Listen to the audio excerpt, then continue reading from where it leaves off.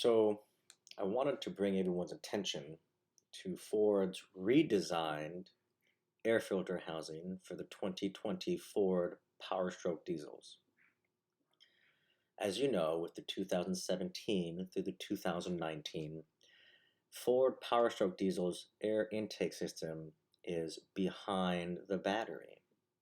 The air has to go through a snorkel, down the snorkel, under the battery, and then into the airbox. I personally like this design because it helps prevent the filter from freezing, getting wet, and so forth. S&B has an air intake system that reroutes the air filter back to the front and pushes the battery to the back. So it relocates the battery and the air filter. The design makes sense. Like, I understand where they're going with it. You get a direct flow. One of them YouTube channels did a review on it and claims that it didn't have any air, any water come in. Showed a couple of videos of him driving his car or someone else's car in the snow and the rain. When you pause on those spots, by the way, it's not his truck. It's not his truck. Those are false images. The one driving in the snow is not his vehicle. It's a car. Just look at the dash. You can clearly see the dash, and not only that, the windshield wipers. Ford's factory windshield wipers, I believe, are 2247. It's a Motorcraft part number, and they're very distinct. And his dash on the Ford Super Duties have a cutout in the middle, whereas you got the sound system and a little area that you can put like stuff in, on top of the dash. Take a real close look, pause in those areas, and the same thing with the storm photo that he had in there, or the video. And the vehicles those videos are part of, he sits really low. So those are false images. They're not of him driving his truck. So false images. So lying to you in his videos, claiming it's not a cold air intake kit, but he said it's a cold air intake kit. I don't know, just lying, just straight up lying. So, anyways, Ford basically stole SMB's design in 2020. They pushed the battery back and moved the air filter forward, just like in the 2011 through 16 6.7 Powerstrokes.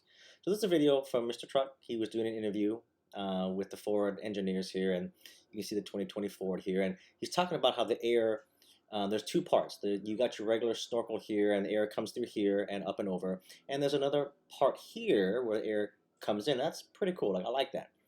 Well, I'm gonna play this little quick clip for you. It's all new for 2020. Back in 2017 through 19, we had the airbox in a different location. You see here is the snorkel. It gets the more air from this lip, and then you got more down there. You got a double snorkel. Lower inlet snorkel down here feeding through the grill itself. And every grill has been designed to provide. So anyways, blah, blah, blah. So you can see that Ford basically copied S&B's design. They copied S&B's design. And again, I understand why, because it's a direct flow of air. Like, I get it. They want to get as much air as possible. So it makes sense. It really does. There are other videos, some other YouTube video viewers or whatever who had a 2017 Powerstroke, and they went with the S&B, and they have shown their filters get water on them. Maybe not during a heavy rain, maybe not during like a regular rainstorm, but like when they're going through a pressure washer or getting their car washed, water will come up and go into there, and that's a concern. Either way, water's going to get in there, and it's a concern.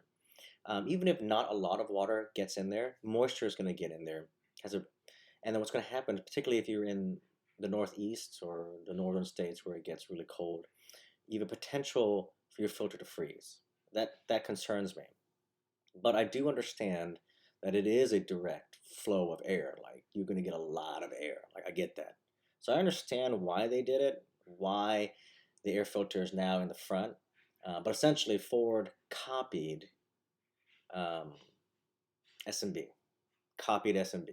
Straight up copied. I don't know if, me personally, S&B should get some royalties out of this. But, whatever. So they can duke that out. But it's just interesting. So I hope this video helps out and makes you kind of think about some channels. Don't believe everything you see. Don't believe everything you hear.